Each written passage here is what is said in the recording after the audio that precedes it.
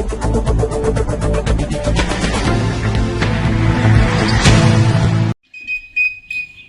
मैं कोनिका राज। मैं मौजूद हूँ ग्राम सभा नरेंद्रपुर मुद्रा में, जहाँ मेरे साथ प्रधान के रूप में प्रधान जी मौजूद है और साथ ही साथ प्रधान प्रतिनिधि जी मौजूद है। आपका पूरा परिचय बताइए प्रधान जी। मीरा त्रिपाठी और मीरा त्रिपाठी जी मौजूद है। और आपका पूरा परिचय? देखिए, मेरा परिचय प्रधान पद के रूप में नहीं है, मैं प्रतिनिधि नहीं हूँ, मैं वार्ड का मेंबर हूँ, इसलिए कार्यकारिणी का सदस्य हूँ। इसलिए नियम 47 का के अंतर्गत विशेषाधिकार प्रधान को प्राप्त है कि वो रिप्रेजेंट करने के लिए मुझे किसी भी मामले में आगे कर सकता है। इसलिए मैं रिप्रेजेंट कर रहा हूँ, एक अधिकार के रूप में, एक नियमावली के हिसाब से, कानून के हिसाब से। आपने अभी तक अपनी ग्राम सभा में क्या क्या विकास कार्यों का अंजाम दिया? मुझे 1 साल विकास करने का मौका मिला। हमने 85 मीटर 80 मीटर करीब इंटरलॉकिंग लगवाई, वृक्षारोपण करवाया और कुछ पाइप मंगवा के डलवाए। 1 ही साल करवाया। उसके बाद हमारे गांव के जो विपक्षी लोग हैं वो और जो प्रशासनिक त्रिवेदीगंज के कर्मचारी लोग हैं, इनसे तालमेल नहीं बना। आवास कितने आवंटित हुए हैं? आवास ज्यादा 10-12 आवंटित हुए। और शौचालय? शौचालय भी 10-12 आए हुए हैं, जबकि बहुत सी जरूरत। जी, बहुत सी आई थी। स्वच्छ भारत मिशन में आपकी क्या राय है? स्वच्छ भारत और स्वस्थ भारत, स्वच्छता को लेकर आप अपने ग्राम सभा में क्या क्या विकास कार्य कर रहे हैं? ये बहुत कुछ करने की जरूरत है। यहाँ तो बता रहा हूँ, जागरूकता की कमी है और ग्राम प्रधान और ब्लॉक के अधिकारी कर्मचारी इस तरफ ध्यान ही नहीं दे रहे हैं। बिल्कुल इस तरफ ध्यान नहीं दे रहे। वो तो सरकार जो पैसा भेजती है, वो पैसा कैसे यूटिलाइज हो, योजनाओं में लगे, योजनाएं होते हैं। बाकी फेज 2 के डिप्टी डायरेक्टर ने मीटिंग कराई थी जिला में, बड़ा बाराबंकी में। तो मैंने कहा था आइए ब्लॉक में आइए और फेज 2 के बारे में बात कीजिए। लोगों के घूर लगे हुए हैं, नहीं लगे होने चाहिए, घूर लगे हुए हैं, इनसे बदबू आती है। इनको खुले रखा ही नहीं जा सकता है। अभी नाली दिखाएं तो बज बजा रही नाली, इसी जगह पे दिखाऊंगा आपको मैं। नाली बज बजा रही है। लोगों के जो भैंसे पाली जाती हैं, उसका गदगद पानी गिरता है, उसमें नाली में बहता हुआ आता हुआ सब जाम है पूरा नाला। RRT सेंटर आपका बन चुका है, ODF प्लस में आपकी ग्राम सभा हो चुकी है। ODM तो कागज में हो गई, अभी RRT सेंटर नहीं बना। नहीं, कौन सा सेंटर? RRT कूड़ा घर बन गया? कुछ नहीं बना, अभी नहीं बना। नहीं बना। अच्छा, तब कूड़ा घर नहीं बना होगा तो कूड़ा गाड़ी भी नहीं आई होगी? नहीं, कूड़ा गाड़ी कुछ नहीं। बहुत पहले शुरुआत में एक ट्राली लोहे की खरीदी गई थी और वो खत्म हो गई। कूड़ा गाड़ी सफाई कर्मी आता है और वर्तमान में आ रहा है, इसके पहले सफाई कर्मी भी नहीं जा रहा। आपके ग्राम सभा में जो सर्वे हुआ, बहुत जनता से मुखातिब हुए, जिनका कहना है कुछ जगह नाली की समस्या है, जल निकासी न होने के कारण नालियों में जल भरा हुआ, जिससे मच्छरों का प्रकोप है। इसका निवारण आप कब तक करवा देंगे? हम क्यों करवा देंगे? हमारी क्या शक्ति तो विकास खंड अधिकारी की है, सरकार की है। वो हमें योजनाएं दें तो करने को तैयार है, लोग करने को तैयार चाहते हैं, लेकिन वो ही नहीं करवा रहे। वो तो जिनका मुख्यमंत्री का दबाव पड़ता है, सरकार की ये योजना आ गई, फटाक से मुख्यमंत्री ने दे दिया आदेश, अब उसको पूरा करने में लग गए। ये योजनाएं जो वास्तविक रूप से सब फेज 2 का चल रहा है इस समय, सब इसके लिए सफाई के लिए नहीं हो रहा, उस पर ध्यान ही नहीं दिया जा रहा है। ये तो सेंट्रल गवर्नमेंट की स्कीम है, प्रदेश की है नहीं।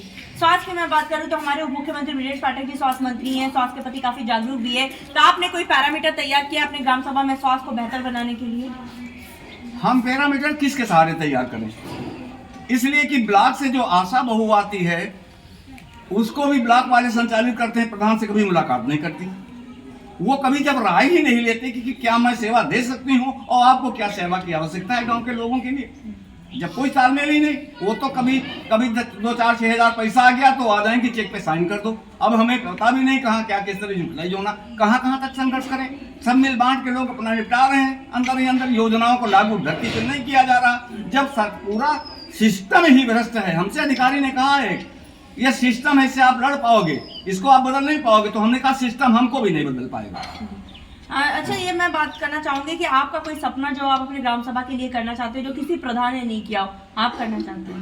मैं गांव में मेला लगवाने के लिए जमीन अलाट करवाना चाहता हूं, जिसके लिए हमारे ऊपर हमला भी किया गया, क्योंकि भूमि माफियाओं ने जमीन कब्जा कर रखा है। और उसी के प्रस्ताव करने की जब चर्चा हुई तो हमारे ऊपर हमला किया गया और वो FIR भी दर्ज है। तो प्रयास तो मैं कर रहा हूँ कि किसी गांव में बाजार हो, मेला हो, ये विकास की सबसे पहली कड़ी। इसके अलावा और तो खेल के मैदान, ये सब चीजें जब जगह होगी तो उसको भी होना चाहिए। बाजार चाहते हैं आप यहाँ पे? मेला और बाजार विकास के लिए बहुत जरूरी होती है, उसके लिए जमीन अलाट होना चाहिए। बारात वाला शमशान घाट भी नहीं है आपकी ग्राम सभा में? नहीं है।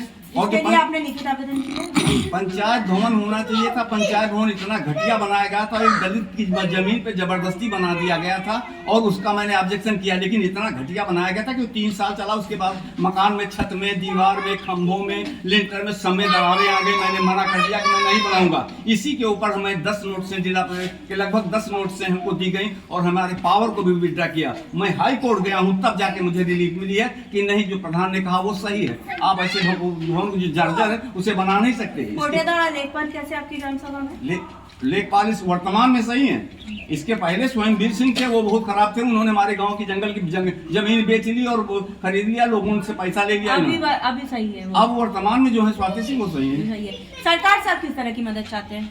सरकार से मदद चाहते हैं कि ग्राम प्रधानों की सच्चाई जानने की, वास्तव में इनका दर्द क्या है। हमारा दर्द है कि हमारे खंड विकास अधिकारी और जो कर्मचारी हैं, थाने के जो कर्मचारी, वो सहयोग दें। हम जब कोई निर्माण करने लगे तो आके खड़े हों कि ये प्रधान अगर नियमानुसार निर्माण करा रहे हैं तो हमारा साथ दें, ना कि प्रधान को ही 151 में बंद कर दें साथ बन के उसमें। हम तो ये चाहते हैं ना, हम संवैधानिक उस पे हैं, तो हमें वो पावर मिलना चाहिए। और नियम धारा 108 इसीलिए बने हुए है उत्तर प्रदेश पंचायत राज अधिनियम में कि पुलिस का कोई भी अधिकारी, आईजी से लेकर सिपाही तक ग्राम प्रधान और ग्राम के पंचायत को मदद करेगा किसी भी सरकारी कार्य में, नहीं करता है। हम चाहते हैं ये इस पे होना चाहिए। और हम ये भी चाहते हैं कि प्रधानों को अगर कहीं मर्डर हो जाए, कुछ हो जाए, उनको 50,000 रुपया नहीं, 50 लाख रुपया देना चाहिए। जिम्मेदारी निर्धारित होना चाहिए, लेकिन ये कुछ नहीं होता है ना।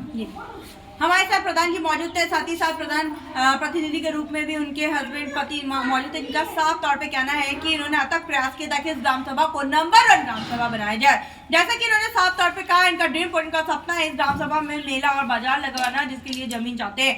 जब हम ग्राम सभा में सर्वे किए थे, बहुत जनता से मुखातिब हुए थे, जिनका कहना था कुछ जगह नाली की समस्या, जिस पर हमने आपसे वादा किया था। गाँव की कहानी प्रधान की जुबानी आप तक ले आएंगे, प्रधान की समस्याओं से भी आपको रूबरू कराएंगे, ताकि आप इनको वक्त दें। इनके पास अभी लगभग 2 साल का वक्त है। जैसे बजट आएगा अपने ग्राम के विकास के लिए वैसे वैसे काम कराएंगे। और हमें उम्मीद भी है प्रधान जी, आप ग्रामवासी की समस्याओं को इसी तरह न केवल सुनेंगे, उसका निवारण भी करेंगे। करेंगे ना? हाँ, और हमारा पंचायत भवन जो जर्जर है उसे बनना चाहिए। मैंने कई बार एप्लीकेशन लिखी, लेकिन वो जिद पे अड़े हुए हैं कि ये भ्रष्ट, ये टूटा फूटा है। लेकिन जीत है सरकार की कि प्रधान की हम चलने ही नहीं देंगे। अगर एक प्रधान जागरूक होकर लड़ करके अपने अधिकार के लिए हमसे कुछ ले लेता तो हर प्रधान जागरूक हो जाएगा, तो हमारी चलेगी नहीं। तो इसलिए जो है हमसे सरकारी कर्मचारी ये हमारी समस्या को नहीं सुन रहे हैं कि हमारे यहाँ जो जर्जर प्रधान, उसकी ये नया पंचायत भवन बनना चाहिए। नई जमीन हमारे पास उपलब्ध है, नहीं कर रहे हैं। सरकार तक आपकी बात जरूर पहुंचेगी और पहुंच भी रही है। अब देखने वाली बात ये होगी कि इस ग्राम सभा को हम एक आदर्श ग्राम सभा के रूप में लखनऊ ले जाते हैं या नहीं। वीडियो जर्नलिस्ट संदीप प्रताप सिंह के साथ मैं कोनिका दास, आई न्यूज़ उत्तर प्रदेश, लखनऊ। नाली जब किधर कब बह रहा कोई